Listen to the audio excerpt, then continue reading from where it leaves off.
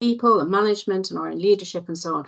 But this one is really to put the focus on how are we engaging and relating to our customers. So Graham is an expert in this field, and I'm desperately looking for him on my screen. He seems to have disappeared, but I'm now going to excellent. I'm going to say hand over to Graham, and we're in your hands for the next hour. Brilliant, lovely. Thank you, Elizabeth, and thank you everyone for all of the intros. Some of you I think I've been in contact with in the past. Some of you new faces, so it's lovely to see you all. And I think this is the second time I've spoken at an event like this for BBF, and the last one went very well. So hopefully this one will do the same. Right. So I'm just going to try and share my screen so you can see me. So give us a sec. There you go. So hopefully now, are you seeing some slides up on the screen? Your ultimate customer journey. Brilliant. So I'll do an intro for me in a second as well. I think just to follow up from Elizabeth around how the session will go. It's ideally, it would be great if it was as interactive as possible, really. So I'll talk and I'll share some stories and some information, and but also I'll shout out to get your views and your thoughts as well. If there's kind of specific questions related or unrelated, then yeah, fire them in the chat. But also I'll just kind of come out for to ask your views on certain things. We're probably not going to do breakouts. I think an hour's going to absolutely fly by. So putting you into breakouts and things will eat into that time. So what I might do is introduce some things and give you a little bit of homework to go away and think about them in a bit more detail for your business and for your role. Okay, so right, let's move on. So what are we going to look at today? So today is focused on customer experience, and if you're not aware of the acronym for that, it's CX. So where I say reflect on the state of the CX nation, that is talking around customer experience. So I'll talk a little bit around customer experience in general and why it's important and how you need to focus on that for your business and your role. And then the main two areas that I want to focus on are around customer journey mapping. So that is a tool that you can do straight away to, as Elizabeth says, focus on looking at your business through the eyes of your customer. And if you complete that action and that kind of task of mapping, it will help you spot things that you can do even better for your customers and all the benefits that kind of come from that.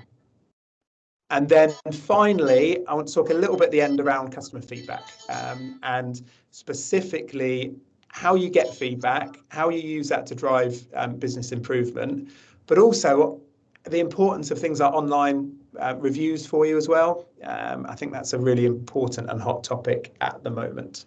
So let's move on. Okay, so very, very quickly, so my company is Insight6. We are a customer experience business and we've got 25 regional offices across the UK. So myself, I own and run the area that covers Bucks, Beds and Oxfordshire.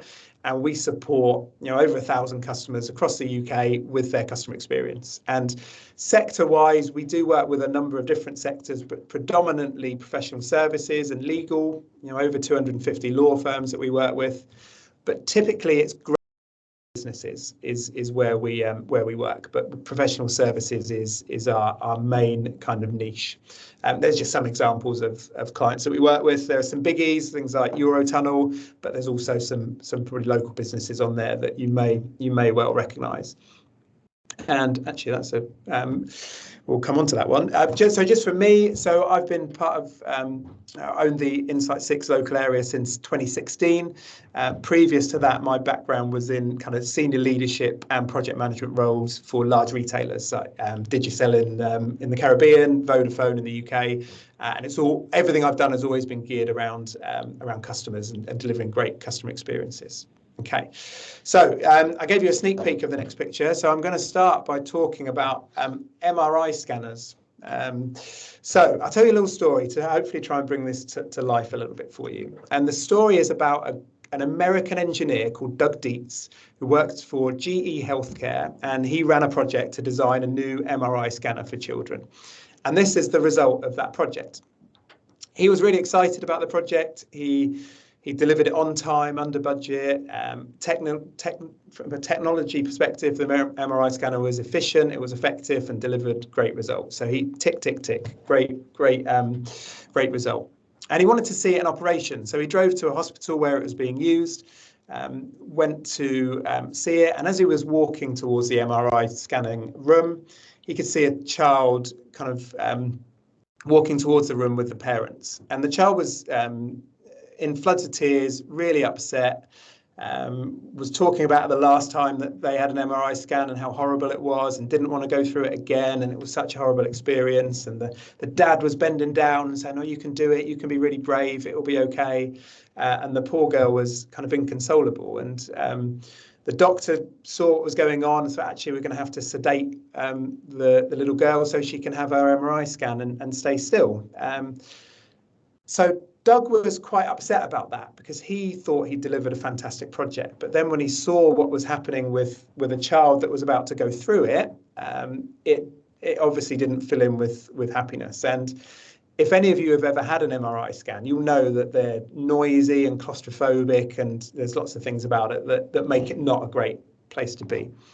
So he went away and got back with his project team and thought about, what can we do to make this a better experience for our patients? And they came up with something like that. So they turned it into a more of an experience. So it's not just a lick of paint and some cartoons on the wall. The doctors and the nurses and everyone involved would have a script to follow and would talk about things like, oh, when you hear that you're on the spaceship, and when you hear the banging, that's the spaceship going into hyperspace. Or on this one, for example, which is like a canoe, that river that you see on the floor would go all the way out through the room into the corridor. And you might be able to just see on the top, it's just been cut off a bit, there's a fish on the bit on the top right-hand corner. And they'd say, if you lie really still on the canoe, the fish will jump out and jump over you when you're on the canoe. So they put in all of these steps to make it a better experience for their patients. And the story goes that Doug went back in once this work had been done and was talking to the doctors and nurses, and he was then talking to a parent of a child that had just gone through an MRI, and the kid was sat there kind of tugging at their mum's kind of jacket, wanting to speak, and she just looked up and said, "Mummy, can we come back here tomorrow?" So to go from one extreme to the other through some changes, but I think it highlights, and why I want to talk about customer journey mapping is, sometimes we do things and we don't look at it through the eyes of our customers. Sometimes we make decisions in our businesses that are focused on what would be easier for us or what's better from a cost perspective. But we fail sometimes to look at it through the eyes of our customers. And that's what Doug did in this instance, was looked at it through the eyes of his customers, made changes, and has ultimately massively changed the customer experience. So hopefully that little story brings to life a little bit around the importance of seeing things through your eyes of your customers. And I just want to talk a bit to start off with around, well, what actually is customer experience? Or what is CX? And it used to be we'd talk about customer service. So that business gives great customer service. That was what would be talked about. And customer service is the act of delivering and interacting with your customers. And that is part of customer experience. But crucially, customer experience is the whole thing.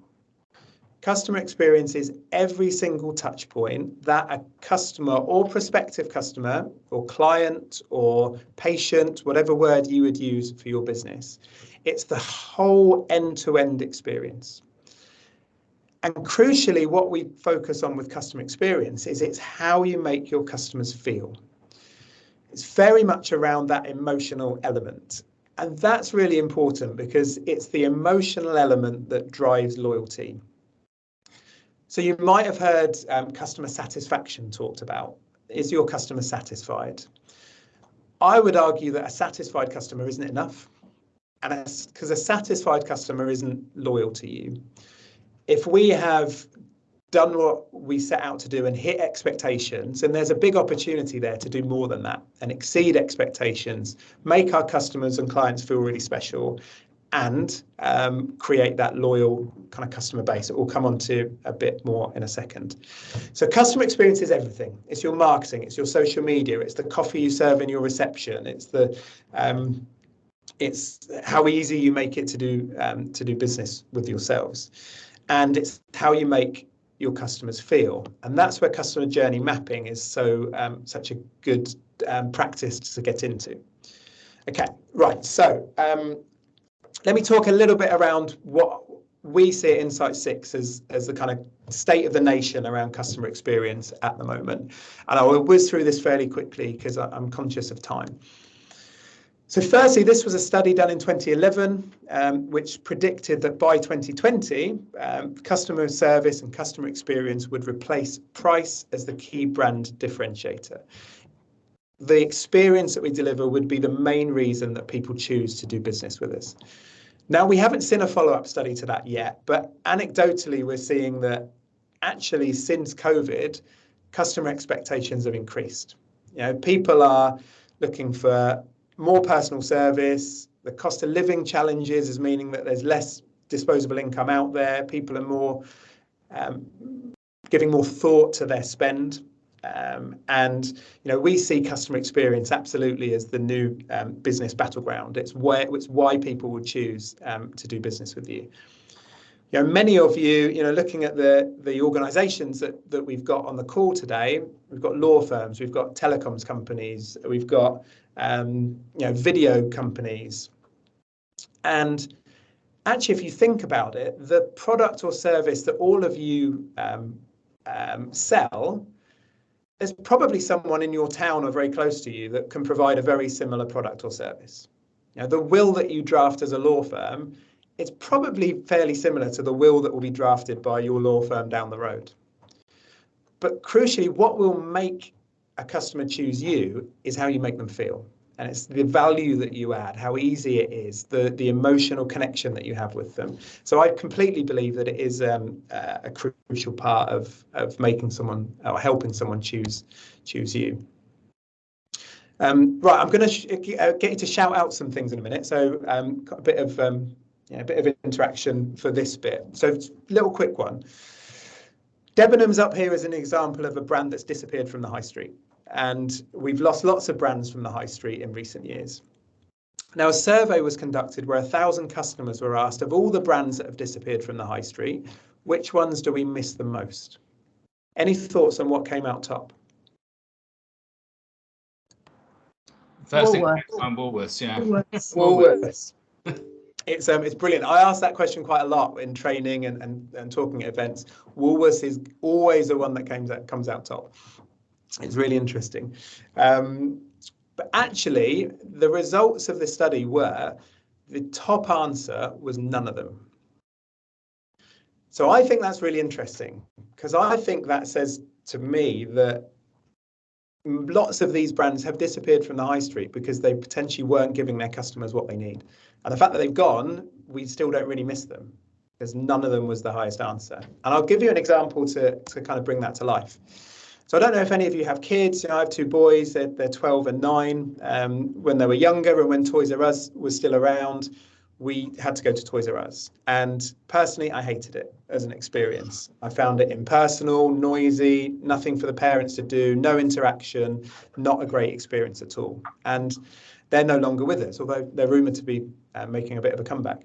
Compare that, and picture might be a bit small for you, but that's the Lego shop in Milton Keynes. Now, Lego do things completely differently. They have pots of Lego for the kids to go in and build models. They'll give them a little model to make for free when they go in. They'll have team members on hand to help the kids with their designs. They've got interactive displays that bring the models to life. They have competitions for Lego builds. I was fortunate enough to go to the one in New York recently, and it was just a great, phenomenal experience, as is the one in Milton Keynes. And Lego are performing, profit-wise, growing year on year from a Lego retail perspective, because they're focusing on experience, not just on the product that they sell. And I think that's something that we can all absolutely learn from. I'll just fire some other quick examples for you. Banking, lots of banks are changing. This is kind of Starling Bank, who got rid of all the red tape for setting up a bank account. You can do it in seconds. You can set up a joint bank account by putting your phone next to the other person's phone. Just really trying to concentrate on saving their customers' time. Next is personalization, particularly the younger generations coming through, kind of millennials and below. They don't want to be seen as just a customer. They want to be seen as an individual, and interact with organizations that treat them as that way. So how you can treat clients as individuals is crucially important.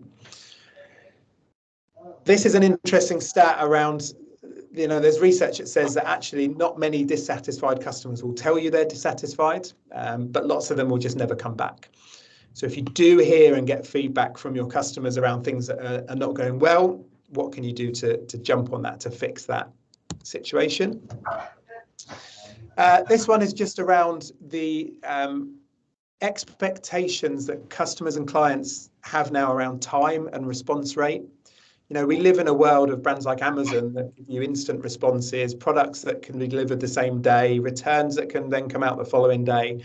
That puts pressure on all of us around our response rates and our response times. Artificial intelligence. We've been talking about this for years. It just feels like in the last kind of 6 months, it's really, really come to the forefront. And ChatGPT, all that kind of stuff. There's the thinking now is, well, actually, what's this going to do from a business perspective? What's it going to do for certain job roles? What's it going to do to certain sectors? And my view on it is, we can spend the whole hour on just this, but my view on it is actually, if we take legal, for example, yes, I think AI will take on quite a lot of some of the tasks that law firms will complete, and I think it will definitely support those kind of online type law firms that at the cheaper end of the market. But it can't replace people and interactions and the empathy and making people feel valued, and the emotional intelligence of dealing with a probate matter or a will. Or I don't see AI replacing that, but I see that it is going to reduce the pie. So actually the pie of customers that we have is going to get smaller potentially. So how can you then get a bigger slice of that decreasing pie? And in my opinion, that's through providing the exceptional customer experiences and giving people a reason to come to you and have that experience. And the final one is around team. It's very, very difficult for unengaged team members to deliver an excellent customer experience.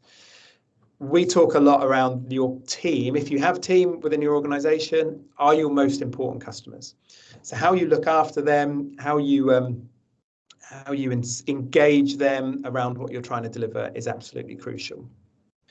Okay.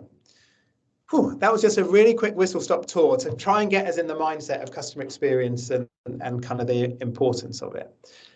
Were there any thoughts on anything that I've just gone through, or shall I just crack on? I'm conscious it's 10:30 already. Okay, cool.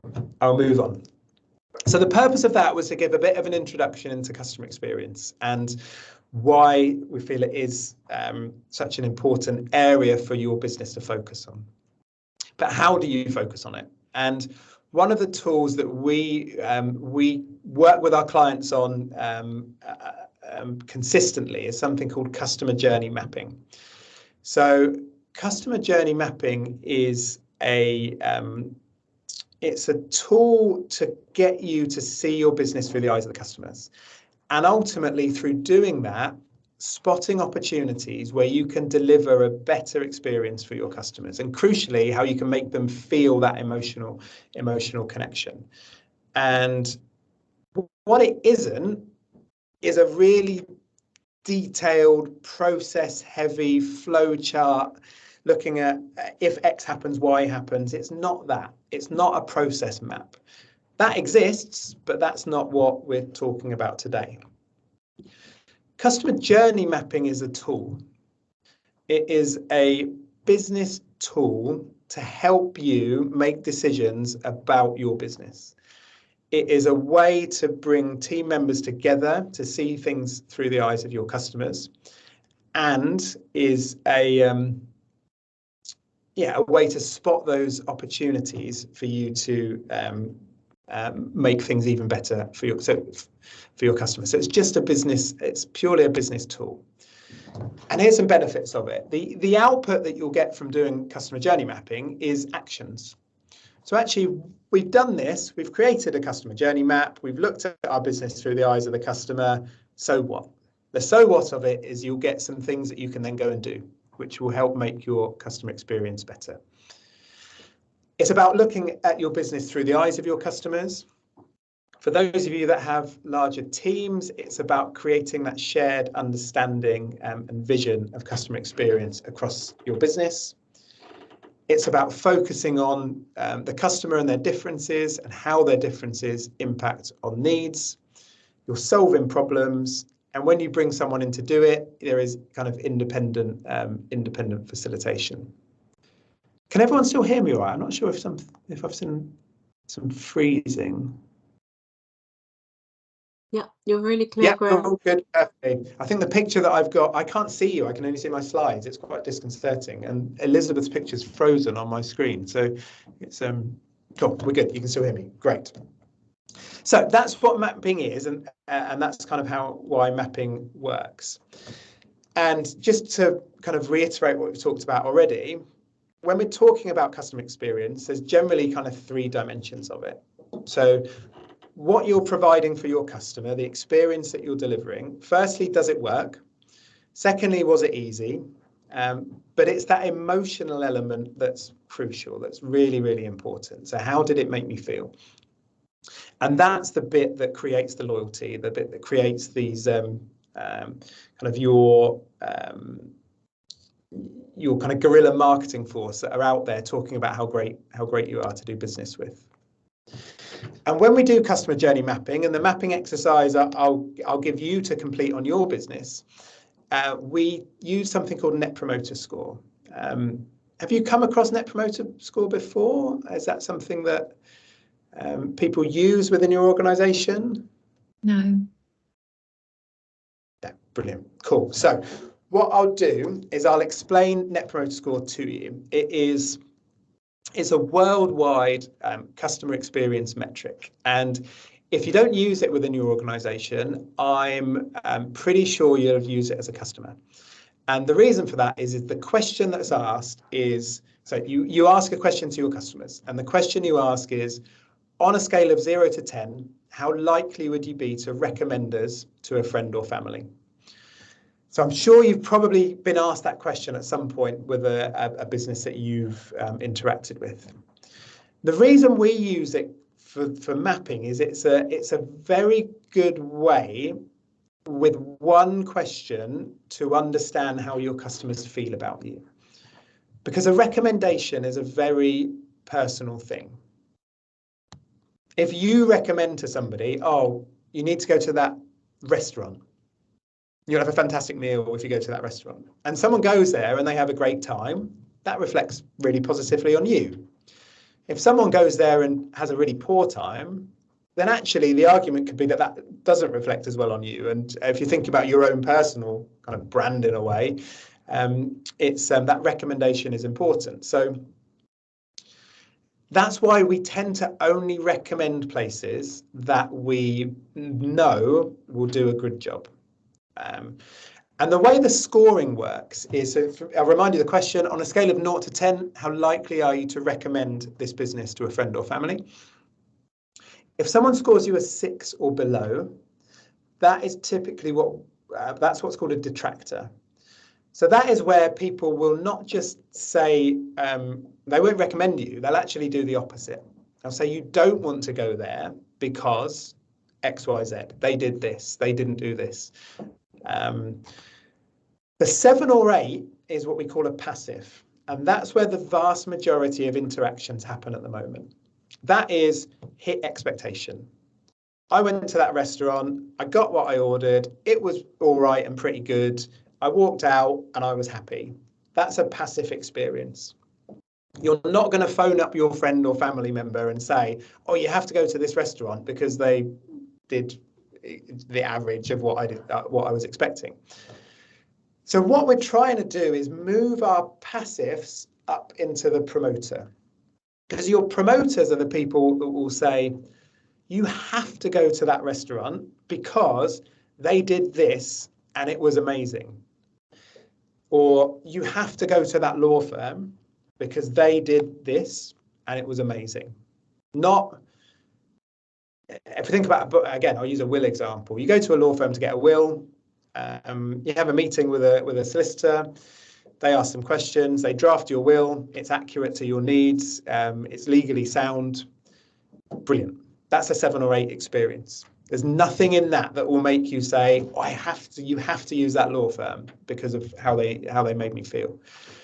The promoter is where we come in to do things that make you feel really, really special. And I'm just going to get you to think for a second. I won't throw it open because, again, I'm conscious of time, but just think yourself for a second. Have you had an experience in the last 6 months as a customer that you would rate as a 9 or a 10 on Net Promoter Score because they were so good that you would go out and tell your friends and family how good they were?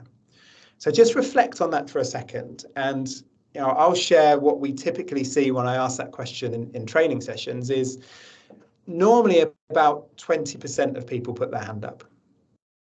And the reason for that is most experiences are passive, which shows the massive opportunity that you all have and we all have to do things a little bit differently for our customers, to make them feel really special, to create those promoters. Because a couple of you, I think, on the call work in marketing functions or run marketing businesses. And, I'm sure you'll agree that if we can create advocates out there for our brand, that's brilliant. That's gold dust from a marketing perspective. We have people out there recommending us, referring us, is really, really, really so powerful. Right.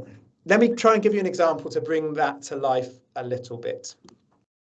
So this is a story from my life and me as a customer. So I do kind of long distance running, and I use this kind of energy drink almost called Tailwind when I'm out on long runs. And they do some things which I think are really good from a kind of that promoter perspective.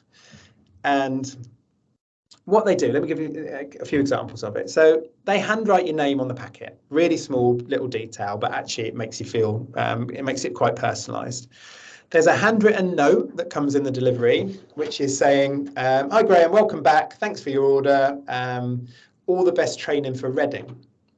So that's the crucial part here, because they have on their online order form, they've put a simple box on there that says, are you training for any event at the moment? And at that time, I was training for an event in Reading. So they've added that on there, which is, again, a nice little touch. But for me, the real gold dust in this experience came 2 months later, on the Friday before my event at Reading, when an email drops into my inbox, which you can see there, which is basically the Tailwind team, or Susan from the Tailwind team, wishing me luck for the race at the weekend.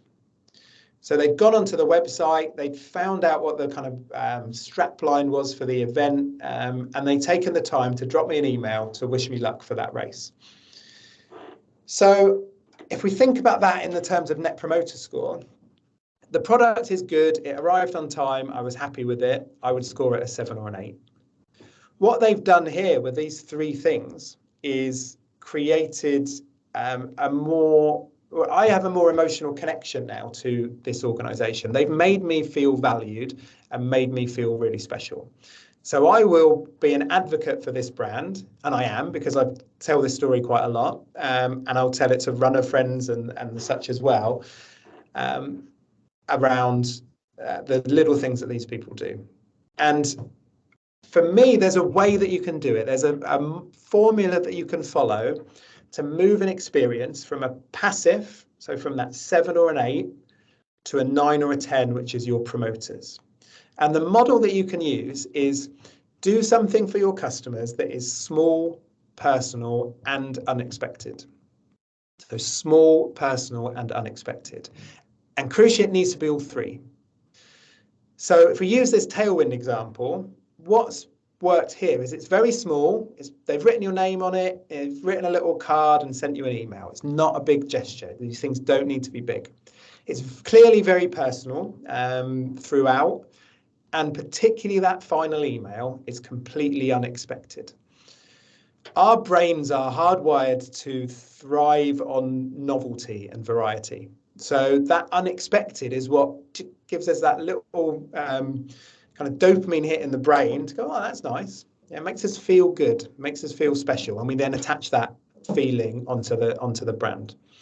So small, personal, and unexpected is the secret. And the reason I'm sharing that when we talk about mapping is, as I said earlier, the output of mapping is you get an action list of things that you can do to make your experience better for your customers.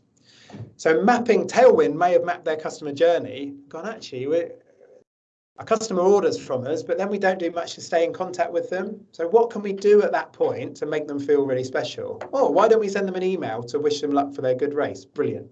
And then they turn it into a process. And then you've got that. That's a good example of someone using mapping to then spot opportunities.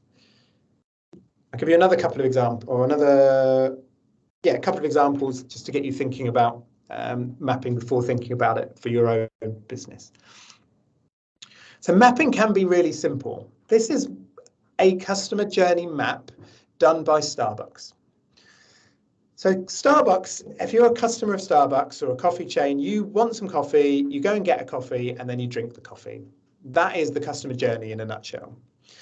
And what this kind of doodle does is show that through the steps. So you think about it, you make your choice, you head to the Starbucks, you go in, you join the queue, look at the menu, get to the front, make your order, pay the money, wait, get your coffee, drink your coffee. That's kind of the Starbucks customer journey. But what Starbucks do is then they look at that and say, well, actually, everything in that red circle isn't adding any value to our customer. There's nothing in that that is improving their experience with us.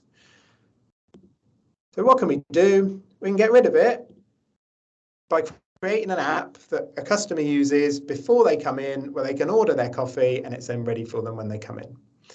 Again, another example of how you can use mapping to identify what's working in your journey, or if there's steps in it that aren't adding anything to the client or customer, then what can you do to remove those steps or make those steps easier? That's crucially what mapping is around. And I'll just give you one more example of it. So we work with Durham Cathedral. I've worked with them for a number of years, and fantastic place. Proud to be so heavily involved with them. And pre-pandemic, we ran a mapping exercise with the visitor experience team, and we identified that we could increase the visitor numbers to a certain area of their museum, which was a paid-for area, and we could increase their average donation just by asking a couple of simple questions. And we identified this through mapping. It was then trained out to the team, these two simple questions, and you can see there, visitor numbers were up 230%, and average donation per visitor was up 91%. And the incremental sales increase was massive from that, hundreds of thousands of pounds. And it was all delivered through a focus on, right, actually, let's look at it through the eyes of our customer. So there's a financial benefit, as well as the visitors having a better experience from seeing another part of the cathedral. So mapping, you'll see in a second what a facilitated mapping session looks like. If we were to come into your business and run a mapping session, I'll give you an example of that shortly.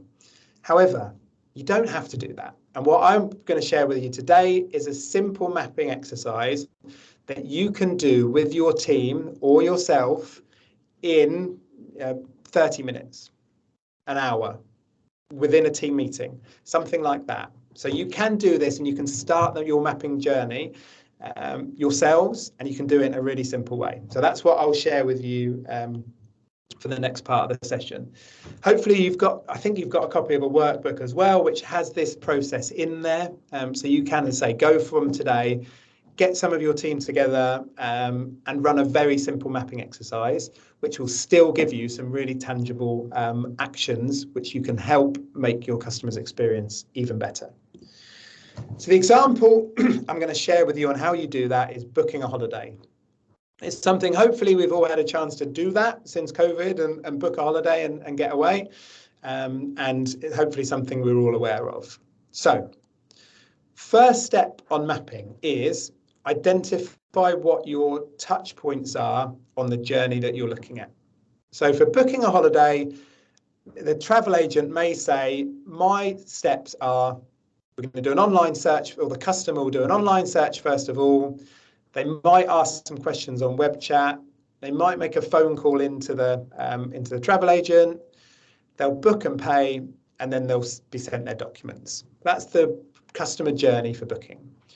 You may look at that as a professional service business and say, right, our customer's journey is they'll do some research online, they'll fill out a contact us form on the website, they'll get a response from us, they'll then have a phone call with an expert, and there'll then be some follow-up, and then we'll sign them up as for their matter. That could be the steps for your onboarding journey. So identify what your steps are. They'll be unique to you, but look at them through the eyes of your customer. Then, very honestly, and this is where the honesty comes in, think about how would we rank each section or each touch point on Net Promoter Score. You may have this data. You may ask for customer feedback, as many of our clients do. We help them get feedback throughout their customer journey. We use mystery shopping. We use online survey tools. So you may have that data already within your organisation. If you don't, be honest about it. Think about what feedback you've had from customers. Think about what pain you might see from customers, what complaints you maybe get and where they are, and be really honest about your ranking on Net Promoter Score. And remember, 6 or below is a detractor where it's not great. 7 or 8 is passive, which means you're hitting expectation for that point. 9 or 10 is where you're going, yeah, people would say that part of our journey is amazing. Then agree and prioritize where you can have the biggest impact. So I've highlighted that 4 there as the lowest. It doesn't always have to be the lowest. Actually, moving the sent documents from a 7 to a 10, or moving the web chat from a 7 to a 10, could potentially have more benefit for you than moving the phone call from a 4 to a 7. That's for you to make a decision on what's right for you. So you then prioritize where you can have the biggest impact. And crucially, what you do at that point is you brainstorm as a group or individually, what can we do at that point to make it better for our customers? When you're doing that brainstorming exercise, I would absolutely recommend you don't self-edit. And what I mean by that is you don't say, oh, wouldn't it be great if we could do that? Oh, but we can't because it will cost too much money. Or, oh, we can't because we haven't got the team for it. For the first brainstorm, forget about those restrictions and just get the ideas down. Because crucially, it might be that from that crazy idea that you really can't deliver, might morph an idea that you actually can. You might be able to make it actually a feasible plan. So a full map, if we were coming in to do a map with you, we'd do the mapping exercise, it would look something like that. And then we would pull together the next steps document for you. And crucially, that's the important part is, what is the action that we're going to deliver. And that's your activity to do. So because we've got an hour, we're literally down to kind of 20 minutes left. So we're not going to run that activity today, but I've tried to do it in such a way that you can take this mapping activity away and run it within your business and say, if you've got even just 30 minutes in a team meeting, you'll be able to make a really good start on this. So as a reminder, your process is start by defining what your touch points are. And as a reminder, this is your customer's touch point. So what's your customer doing as they go through that journey with you? Think about what you're doing really well at each touch point and what you could be doing better. Then score each touch point using that 0 to 10 Net Promoter Score scale. Then brainstorm ideas to come up with how you can move each touch point closer to a 10. And what you'll get from that is a list of actions that you can go and implement. And those actions will usually be split. You'll find something that's a short-term action that you can go, we can just do that now. We can just do that straight away. What's stopping us? It doesn't cost any money. Well, let's do it. And it could have a really big impact on your customers, which as a result could mean you convert more business, retain more business, all of those benefits. You might come with a medium-term action, which is like, it'd be great if we could do that, but we need to scope it out a little bit. There's a bit of cost involved. And you might get a long-term action that goes, oh, actually, yeah, we know our website's not great and we need a full overhaul, and that's going to cost some money and be a big project. That might be something that you have to factor into future kind of business plans and P&Ls going forward. So there's your activity. I would encourage you to get as many people together to do it, because it's those cross-department, cross-team conversations that add and really make this a really powerful activity. And as I say, the end result is not the map, it's those actions and next steps that come out of it, which will all be designed around giving your customers an even better experience. And then how do you take it forward? So firstly, do it regularly. Don't just do it once and then forget about it.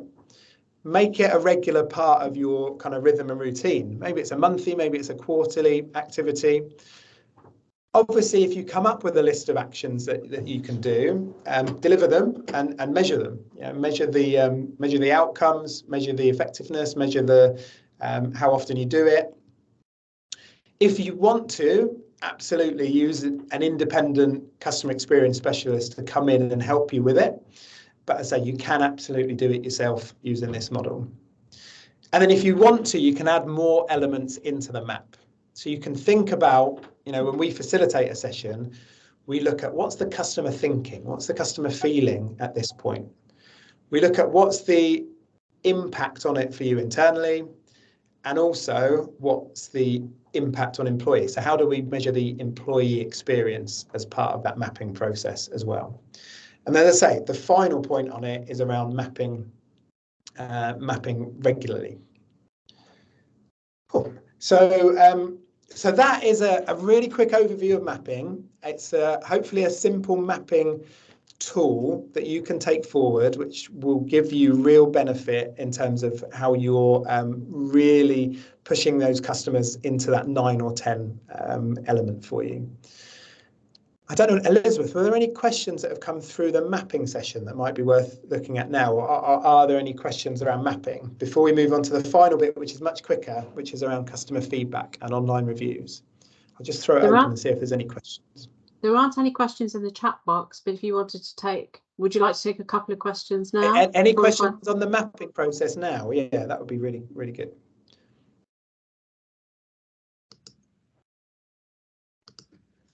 My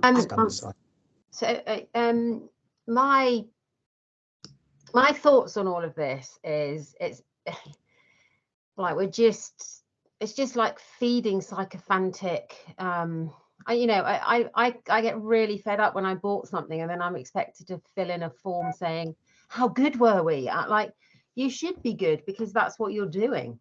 And I understand that we should get it so that we can get better. But I just find it really, I find it really sad that the whole time we have to, you know, as a parent, are we told the whole time by our children that we're doing a really good job? You know, how can I do it better, mummy? Well, you can behave well and I can react better. Do you know? But it's just kind of, I don't know. Maybe I'm just a bit old for it. I just find it a bit mind-numbingly sad. So I think that's a really good point, and Sally, and thank you. I think that we do get too many surveys. 100%. We get, as customers, we get over surveyed.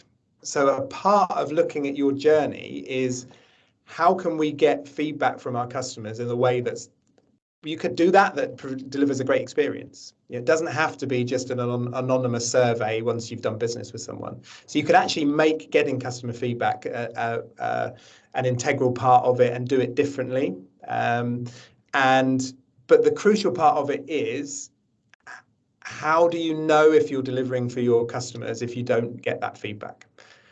Sometimes we think we're doing a great job, but there's some research that says that 80% of businesses and business owners think they're delivering a superior level of customer service. When you ask their customers, 8% of them agree.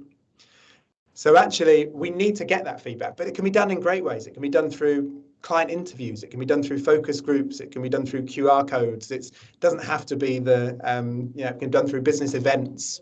There's lots of other ways you can do it. The mapping bit is to go, well, actually, let's say you're sending a survey at the end of what you do at the moment, rank that on Net Promoter Score yourself. Well, it's not great, really. Okay, so how do we make that better so we can get the feedback in a better way? So that for me is the kind of key part of it, and making it personal to you and your business as well. Well, I've got a question from Greg. Really good question, though. Yes. Were there any other questions on this part? Yeah, sorry, it's sort of a question that you brought, that I've got from what you've just discussed with Sally. You talk about customer feedback and surveys, anonymous surveys, and that kind of information you're talking about gathering. What are customers, from your experience, if you actually email them personally and say, what do you think, or would you be happy to say something about us? Are they likely to be genuine, or are they likely to try and make you feel good? Because that's sort of what got me thinking about, well, you can do anonymous surveys. Why don't you just go and ask people, what do you think about us? What are people likely to say? Because you got me thinking when it said 4% of people are happy to actually give negative feedback, but 91% will just disappear. So that's probably what my question's about. Yeah, so it's a really good point, and I think often we find that people are, if it's done in the right way, people are honest. So we do lots with our particular professional services clients. We do client interviews. So we actually contact clients and we do it over the phone, and we actually ask them a bit more detailed kind of questions, and we get some really good feedback from that respect. But it varies by sector, it varies by business. Sometimes we see the people that love you will give you great feedback.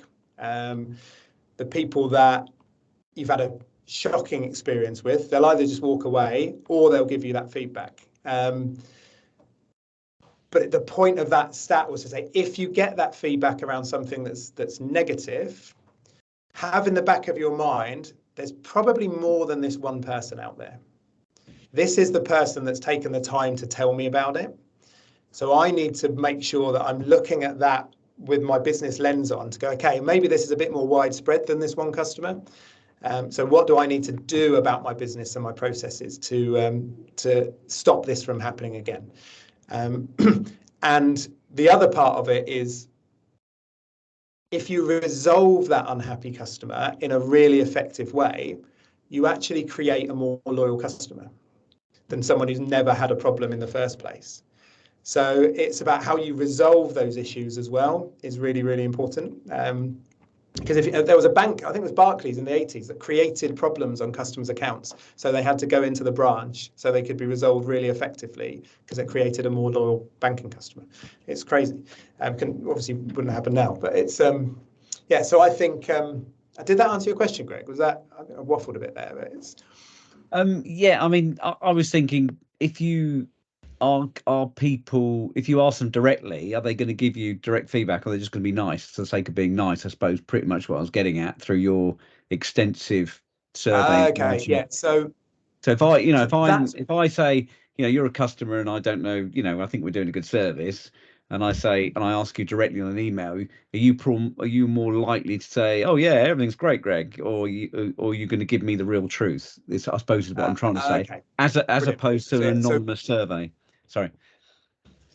Yeah, so we would recommend, well, so the survey tool that we developed and we have in-house isn't anonymous, so we know where the feedback is coming from.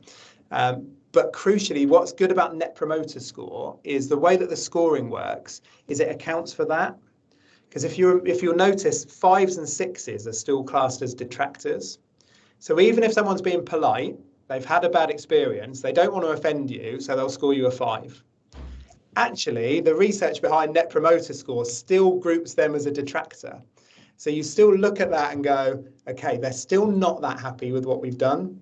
And you'll look at your comment and it will probably say something like, yeah, Greg was good and it was nice, but actually it took a bit long for this to arrive and, you know, this could have been a bit better. So they're doing it, particularly us Brits. You know, we're very polite, aren't we, often? And I think so that's what, but the scoring of Net Promoter Score takes that into account. That's why 5s and 6s are part of detractors as well. But yeah, it's it actually leads us nicely onto the next bit, if that's all right. I'm just conscious we've got kind of 9 minutes left. The next bit's fairly quick, but both of your questions, which are brilliant questions, lead on to this last final short section, which is, you know, we believe that feedback is the breakfast of champions. Yeah, so actually getting feedback from your customers and your team is really, really important if you want to be delivering, you know, not just from a customer experience perspective, but an employee engagement perspective and everything that you want to do. We work with great local businesses and, you know, we do see some businesses that don't want to get feedback. And there's a number of reasons for that. You know, some is they know that they're not doing a great job and they don't want to be told. Others, it's their business they've set up from their shed in the back garden, and they don't want to hear that stuff. Others is time. Others is we get surveyed too much. There's lots of reasons why we kind of don't get that feedback. I would say asking the question, getting us in the way that's right for your business. And this isn't just about a blanket survey out to everyone. There's ways that can be done really well. And then crucially, acting on that feedback is the key part. So when you get the feedback, not seeing it as personal, it's just data, it's not judgment, will help you spot ways that you can improve your organization. And, you know, if your feedback tool can give you, so ours, for example, does 2 things. One, if someone does give you a low score, it will automatically alert you to that fact. So you can then make contact with that customer to resolve the situation. You know, we've seen customers of significantly high values retained just through that. And secondly, the bit that I'll focus on for the last 5 minutes is if someone scores you a 9 or 10 on Net Promoter Score, for example, the system will automatically direct them to your online review platform of choice, because online reviews are crucial and becoming even more important as we go forward. And some stats just around that. So, you know, 18 to 34s, you know, almost all of them will treat online reviews or trust them as much as personal recommendations. Great online reviews, you know, customers are willing to pay more for that. Online reviews have influenced purchase decisions for almost all of your customers. Negative reviews influence purchasing decisions. B2B people, 92% are more likely to purchase after reading a review, and 4 out of 5 customers have changed their mind on a purchase after reading negative reviews. Let me tell you one quick story to bring that to life, and then we'll finish for questions. I've recently changed my accountant, and I put a note out on LinkedIn asking for recommendations. I got 14 recommendations on good local accountants coming to me. I couldn't talk to 14 accountancy firms, you know, to get them down into a shortlist. So I had to shortlist them, and I shortlisted them on their online reviews. If they didn't have a certain number of online reviews, some had none, some had 2, they didn't make the shortlist. So think about that when people are looking at your business. Are they looking at your online reviews first before deciding to engage with you? And 100%, they absolutely are. And here's a law study from 2019 to demonstrate that. So 98% of prospective law firm clients did research online reviews. Google was the main port of call where people looked. And you had to get 4 or above, otherwise they wouldn't engage with you. So it's crucial and really, really important that you are proactively driving your online reviews. And you can do that internally through the actions that you're delivering, conversations that you're having, asking for reviews, asking for testimonials, all that great stuff. And also you can use feedback systems that can kind of push them there as well. So your final activity, which is in your workbook, to think about, to follow on from the mapping, is within your team, think about how you're getting and using customer feedback. What are you doing? Is it effective? To Sally's point earlier, is it just a survey that's not well thought out and is not landed in the right way? There's no incentive for them to do it. What else can you do to deliver that kind of customer feedback? What are you doing to proactively increase your online reviews? And then how can you use that feedback to be even more effective? So that's just another short activity for you to do within your teams. And I'm conscious we are 4 minutes to go. So the final slide, and then I'll while I kind of fire it up to questions, is obviously we're a feedback business, so feedback is really important to us. So if you have got your phone to hand, it would be really appreciative if you could just scan that QR code on your screen. And there are literally, I think, 2 questions in there around how have you found this session, and what could have made it better, and finally, if there's anything in there that's piqued your interest around your customer experience and you wanted to have a chat about it, you can say yes to that, and then I'll give you a call or drop you an email. So please take time to do that. So feedback is really important to us, and it helps us shape future sessions as well. Whew, an hour goes quick when you're talking.